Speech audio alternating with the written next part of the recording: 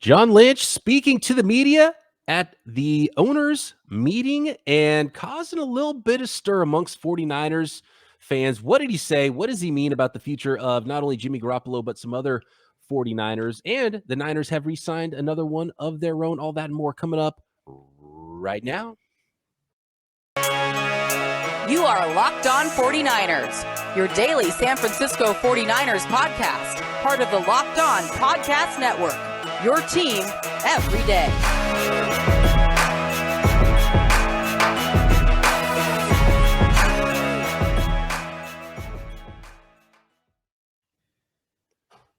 Welcome to Locked On 49ers. Brian Peacock and Eric Crocker with you once again at BD Peacock at Eric_Crocker. Thanks for making us your first listen here on the Locked On Podcast Network, your team every day. Croc is fired up about the comments made by John Lynch on Monday at the owners' meetings in Palm Beach, I believe is where they are. Before we get to that, though, big signing. Ross Dwelley has been re-signed on a one-year contract. I didn't know he was a free agent.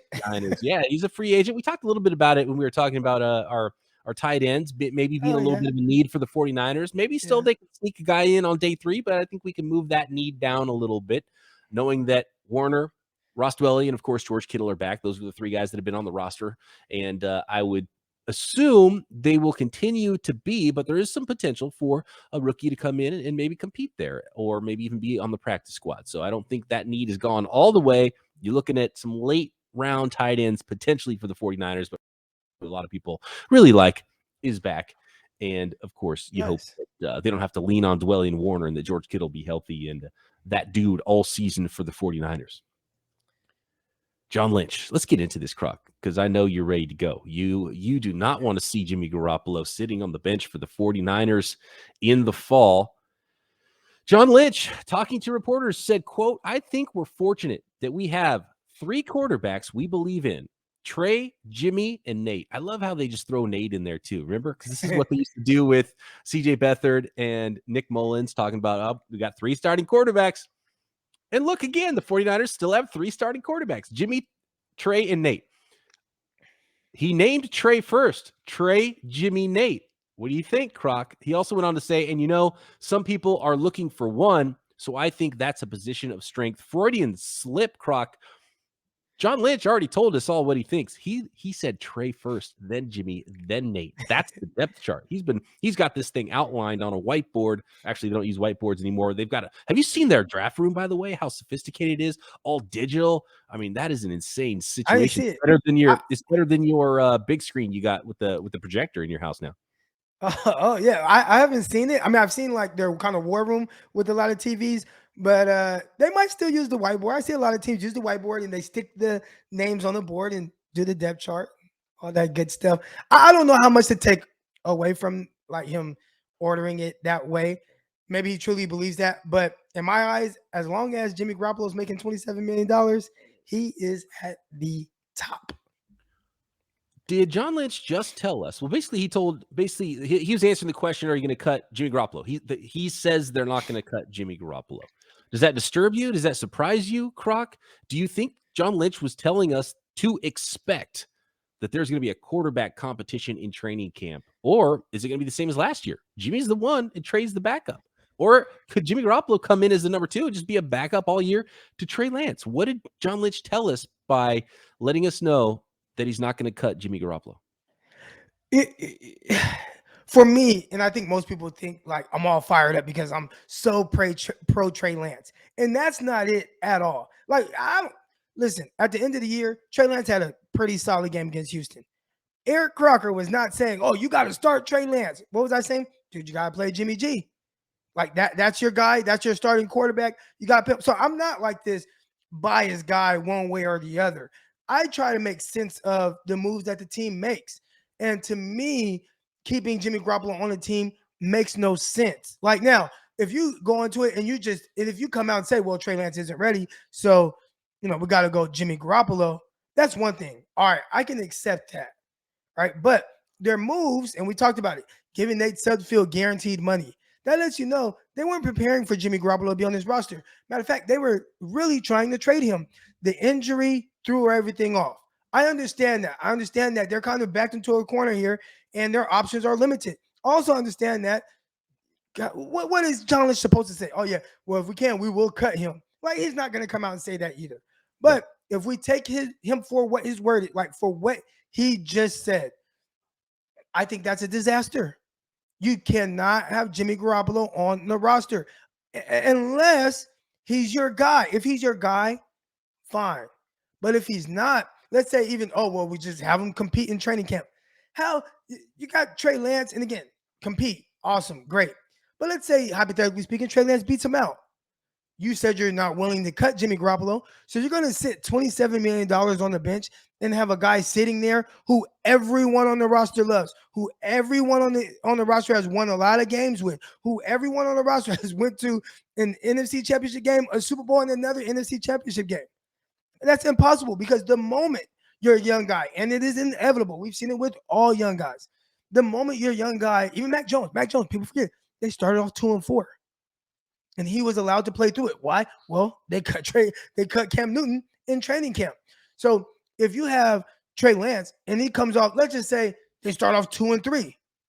What is everybody going to be saying? You have Trey Lance starting and he has a bad game. They're going to all look to Jimmy Garoppolo. So to me, that's why I say this is a disaster, because I don't know if there's a winning situation unless Jimmy Garoppolo beats out Trey Lance. And even then, that's another issue because you spent 3 first-round picks on this guy. And the one thing that you continue to say is, well, he needs the reps. He needs this. He needs that. How is he going to ever get that? So it's when I say it's a disaster, again, this is not me choosing one side or the other. I'm trying to make sense of all their decisions. And from that standpoint, it makes absolutely no sense to me. And we didn't even get into the ramifications of the money and things like that. Again, you regardless of what Jimmy Garoppolo is, you don't want to sit $27 million on the bench. If Trey Lance beats him out, now you really misplayed your hand because you had an opportunity to shoot. At least cut him and you can roll that money over. But if you keep him and he gets beat out and you're not willing to cut him, that's a whole nother thing. Now we're talking about in 2 years where if you would have let him go the previous year, which, okay, you didn't, and they went to the NFC Championship game, that's awesome. But between that year and this year, now you would have rolled over $52 million to put around your young quarterback for this offseason. And what could you do with that? Even if you don't spend all that money, even if you spend half of $52 million, what does that look like as it pertains to your roster and that you're able to build? So to me, it just would be an overall disaster from that standpoint. I don't know what direction they're going in. And I don't even know if they know. So that's why. But again, I'm going deep into some comments that he made, which what else is he supposed to say? What they gonna say now? Oh, you got my brother on here. Okay. That is the voice of at some point Croc's cousin down the family line, the head coach of the St. Peter's Peacocks. If you've not heard him speak, sounds remarkably like Eric Crocker. What they gonna say now? So I agree with you, Croc. It would be a disaster if John Lynch wasn't lying through his teeth, which he was. What he told the media on Monday wasn't for me, wasn't for you, wasn't for the fans. That was for all the teams in the league, maybe a team in the league that might be waiting for Jimmy Garoppolo to get cut so they could sign him, that don't want to pony up a draft pick. John Lynch is saying, you still got to pony up that pick if you want Jimmy Garoppolo. That's what I heard when I heard John Lynch's comments, because like you said, what is he going to say? He's not going to telegraph his move and tell people that he's planning on X date to cut Jimmy Garoppolo because he wants to roll that $25 million over into next year's cap in 2023 when he's got some big payments coming up, right? So that's what I hear, and I think that's what makes the most sense. I still don't think Jimmy Garoppolo will be on the roster in July unless the 49ers truly don't like what they see in Trey Lance up to that point, which is an even bigger problem. Right. But I forgot what I was going to say. You got to edit that part out. You don't even want Jimmy on the roster during OTAs, even though he's not participating. Is that right? I don't. But if you're telling me that he's going to rehab somewhere else, and that kind of gives Lance a chance to breathe and just kind of make his mistakes and learn from them, like most other guys get the opportunity to do, then yeah, you're fine. But it's just there's always going to be that kind of shadow over him as long as Jimmy is on the roster. Now, again, this is not a pro Trey Lance or pro Jimmy Garoppolo conversation that I'm making. I'm just looking at it from the team's perspective. And what if you invested all this money in or capital into Trey Lance? What is best for him? To me, that should be the ultimate goal. That should be the end all be all. What is best for Trey Lance to get him to the point to where he's going to be what we want him to be? And he has shown glimpses of being able to do that. He has, had splash plays here and there. We've seen some tight window throws. Obviously, he's lacking the consistency. How does he work towards getting that? And I think as long as Jimmy's on the roster, it's a little harder. That's all. I want to talk about a couple of really important dates as it pertains to Jimmy Garoppolo. There's some other comments as well from John Lynch talking about other players on the roster like Alex Mack and Dee Ford, and if they will be back with the team on the field this year, and also some pretty big contract negotiations coming up with Deebo Samuel and Nick Bosa. But first, I want to talk about betonline.net. After months of playing, college basketball has determined the top teams for the Final Four and will determine this year's national champion this upcoming week. BetOnline.net is your number one source for all your betting needs and sports information, from the latest odds, contests, and player props, you name it, and some live betting too. If you're in the middle of one of these college basketball games, you didn't get in before the tip, but you see something that you want to bet on in the second half of those games. Oh yeah, and not just basketball, there's still football to bet on. Some updated odds for future Super Bowl winners. The 2022-2023 season Super Bowl champion could be the San Francisco 49ers. It has fallen a little bit from in February. It has fallen now to 14-1 odds. It was 11-1 odds to start in March. Now they've dropped behind a few teams, 14-1 odds for the 49ers to win the Super Bowl. So if you like the 49ers before, you probably like them even better now at that 14-1 number. How about to win the NFC? The 49ers are 7-1, fourth best odds to win the NFC after the Bucs, the Packers, and the Rams, just ahead of those Dallas Cowboys, who they dispatched in the playoffs last year. So get over to betonline.net. Use your desktop or mobile device right now to learn more about the trends and action. Bet online, where the game starts. Thanks for making Locked On 49ers your first listen every day. Make sure you're following Locked On NFL, Locked On Experts, covering the biggest stories around the NFL every Monday through Friday in less than 30 minutes. It's free and available wherever you get your podcasts.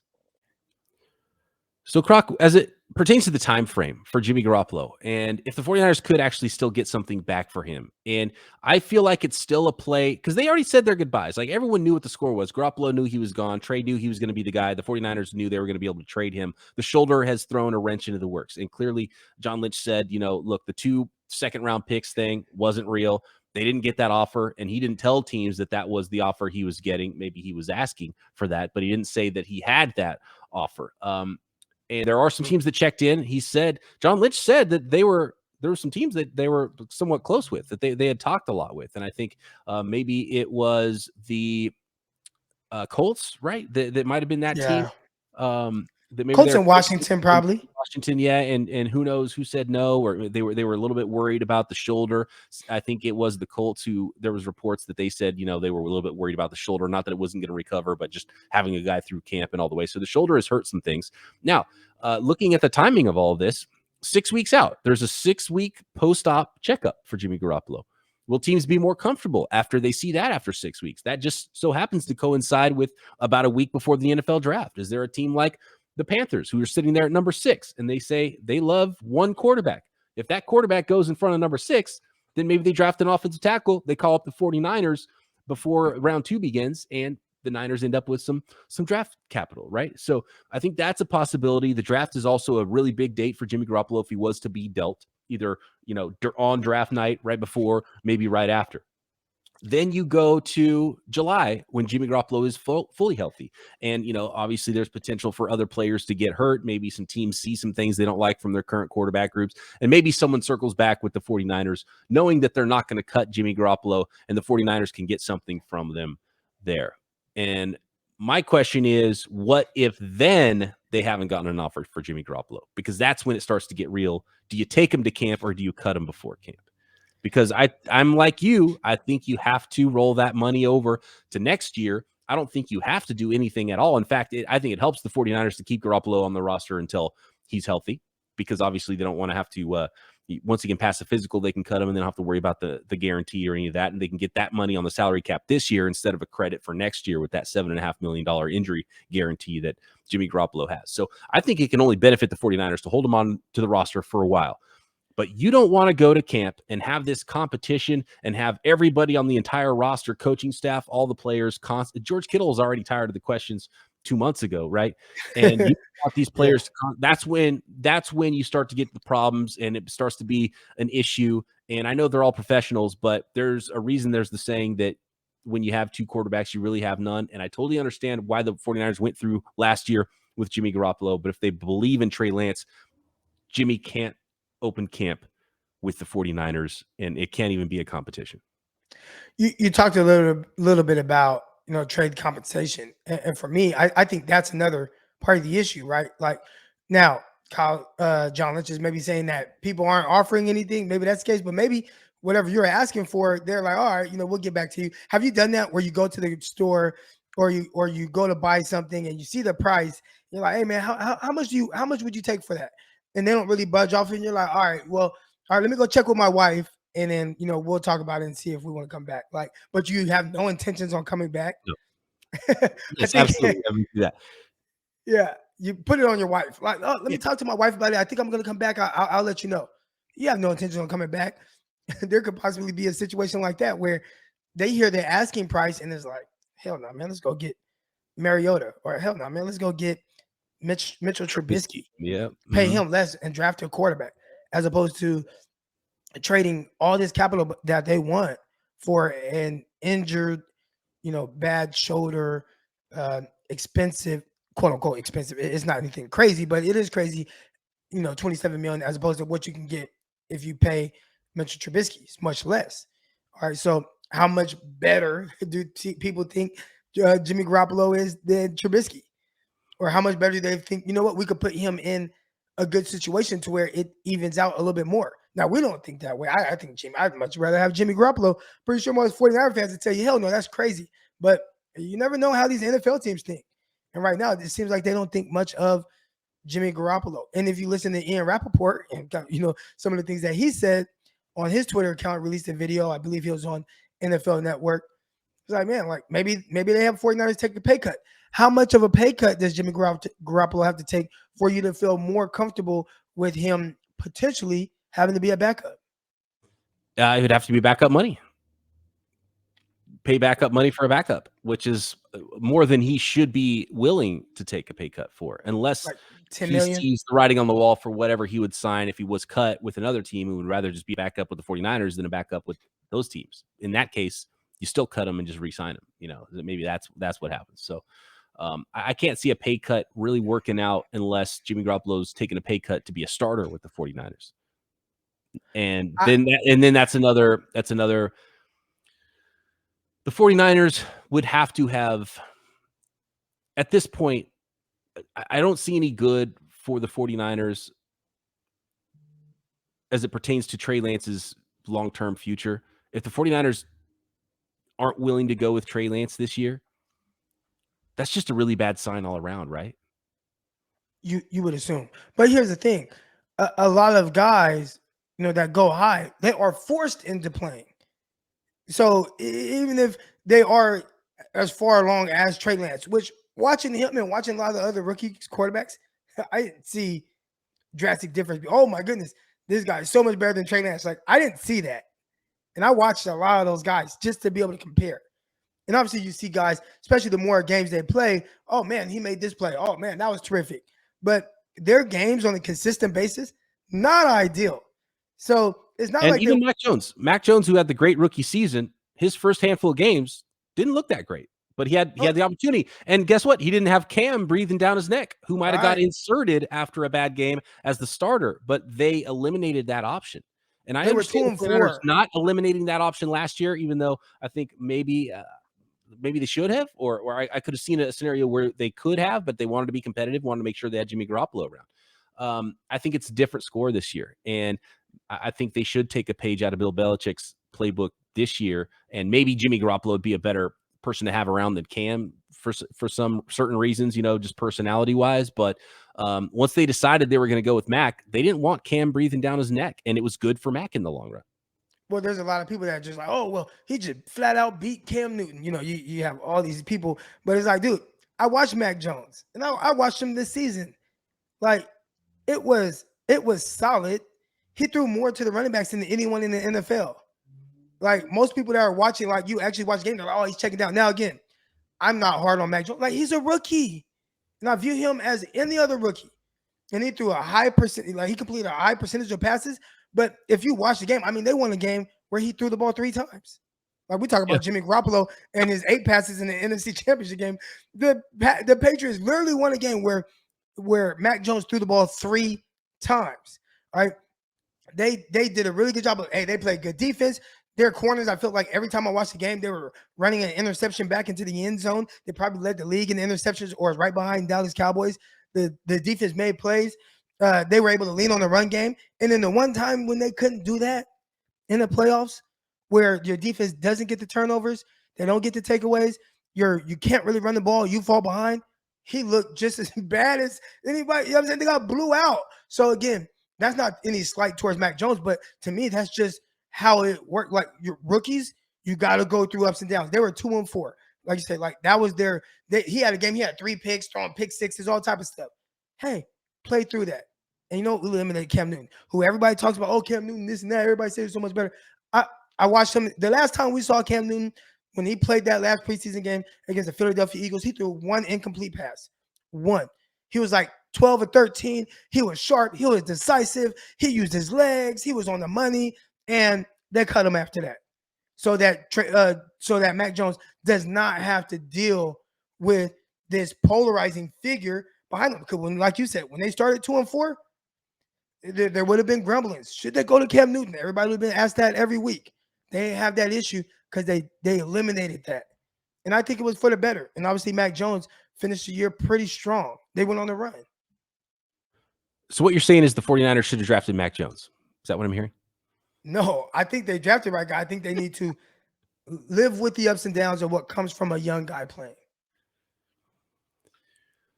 John Lynch spoke about some other 49ers on the roster. Let's talk about the futures of Nick Bosa and Deebo Samuel after I let the folks out there know about Rock Auto. The ever-increasing numbers of makes and models out there, it's impossible for your local chain store to stock all the auto parts you need. Why endure some often pointless and seemingly intimidating questioning about your Mazda CX-5 console that the latch broke on for some reason that you need to get replaced, right? You can find those things if you're a do-it-yourselfer or if you're a professional at rockauto.com.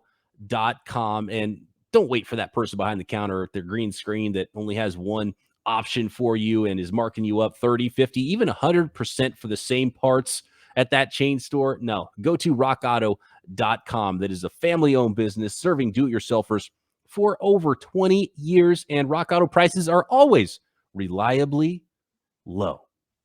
So go explore their easy-to-use website today. It's a no-frills, super easy website. You can find anything you need for just an insane number of vehicles on every car or truck, and I mean it, literally every car or truck. It's pretty phenomenal. Go to rockauto.com right now. See all the parts available for your car or truck, right? Locked on in their How Did You Hear About Us box, so they know we sent you. Amazing selection, reliably low prices, all the parts your car will ever need at rockauto.com.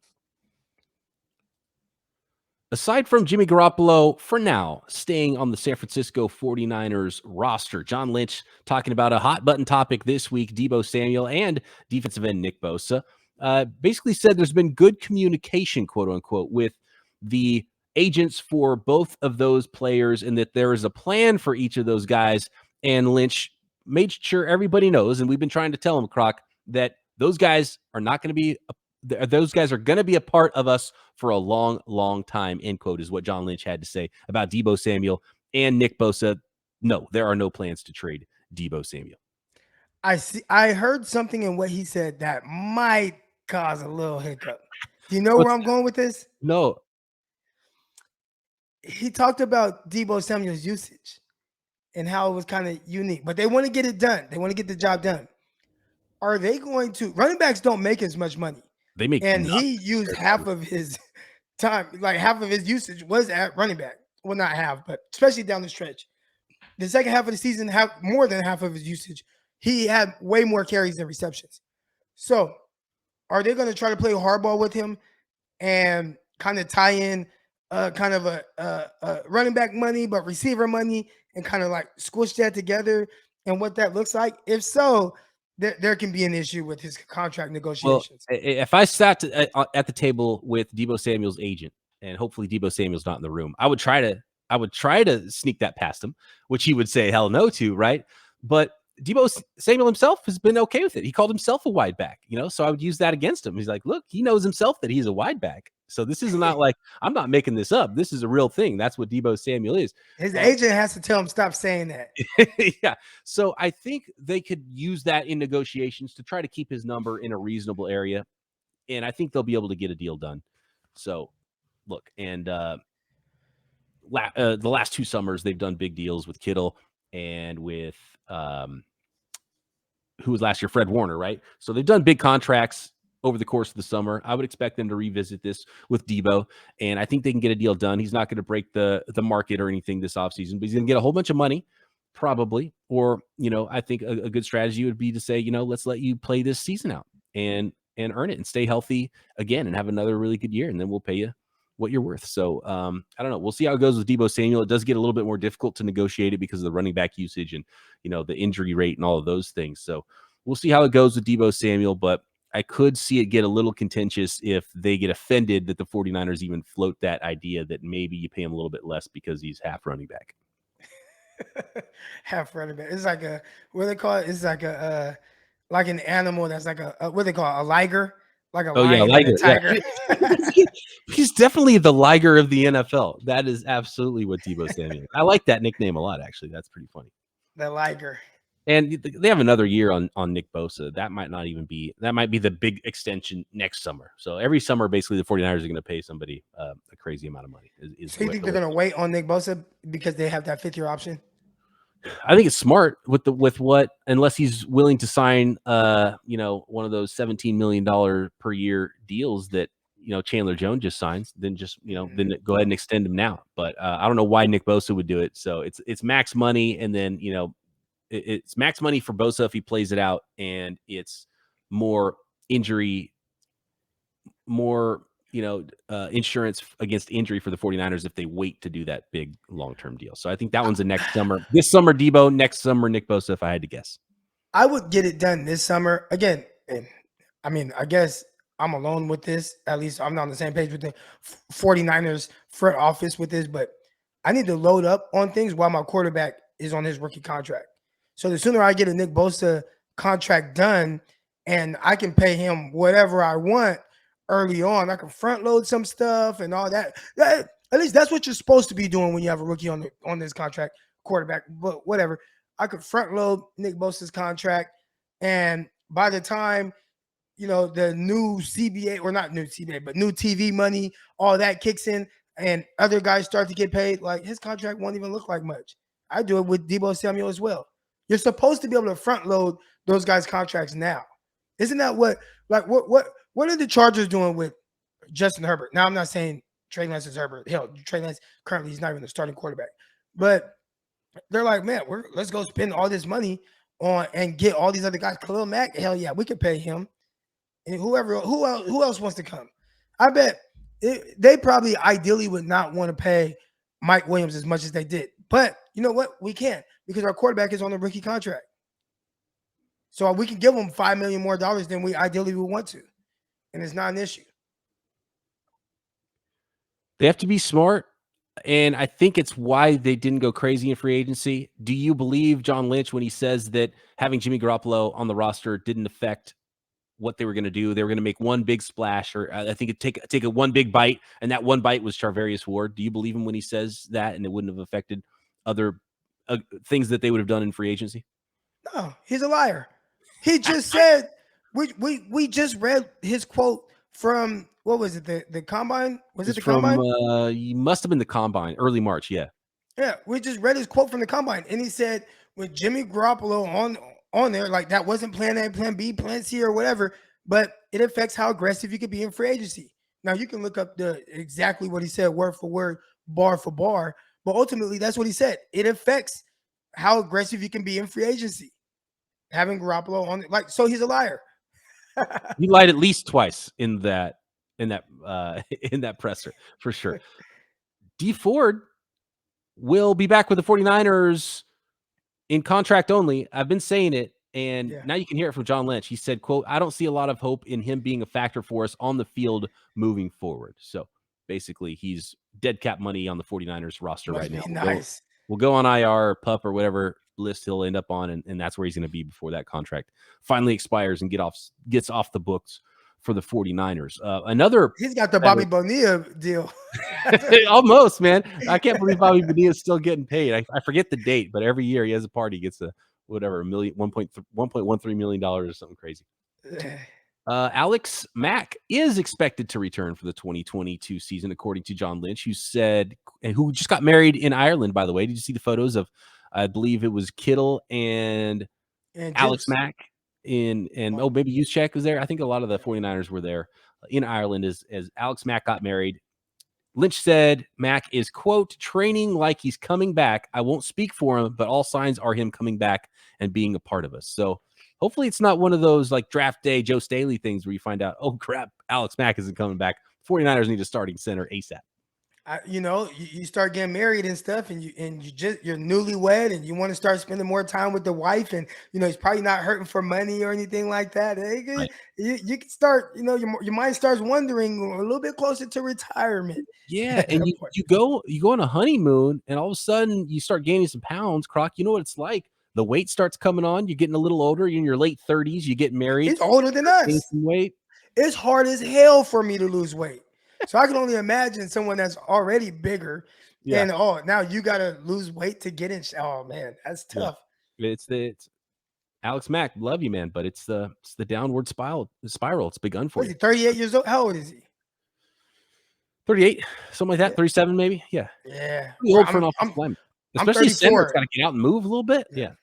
I'm 34, and it is hard to get this weight off. Like I have to be on point with everything.